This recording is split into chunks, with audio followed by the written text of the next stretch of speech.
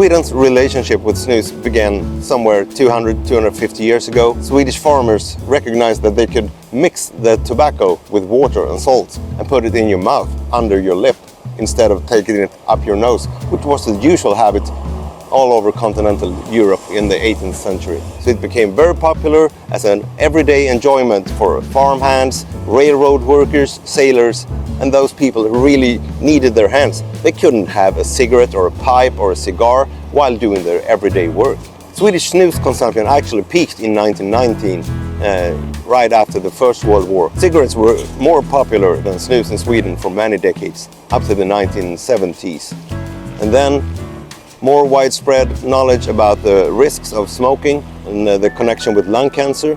And at the same time, a Swedish company released the first tobacco pouches with snus in it.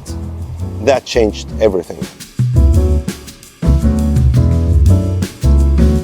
It might be a paradox, but the snus ban in EU has created a certain kind of Swedishness around snus. And without the exemption, there's an overall agreement that Sweden would not have joined the European Union. Actually, one thing that is good with the EU snus ban is that we got a live experiment. We could see the effects on public health between Sweden and the rest of the European Union. Sweden has roughly the same consumption pattern as the rest of Europe when it comes to tobacco and nicotine.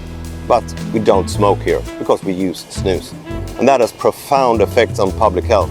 Swedish male population has half the risk of lung cancer incidents compared with the average in the European Union. So it's obviously for me that snus has helped many Swedish smokers to quit smoking or never to start. In some ways, Sweden was a pioneer when it came to tobacco control, with health warnings, age limits and smoking bans on restaurants. But many other countries have those regulations today as well. But if you don't have the options for the consumer to choose another product which is far better than the cigarette, then those regulations would not have the same effect. We have two smoke-free generations in Sweden now. The youngest up to 29 and the middle-aged 30 to 44. Both groups are below 5% daily smoking rate, which is the WHO target. I think that Swedish snus users should be proud, making the right choice, choosing a less harmful product than the cigarette. But at the same time, we should also be ready to give up our national identity of being the country of snus and spread this wonderful innovation all over the world to the more than 1 billion smokers that still exist.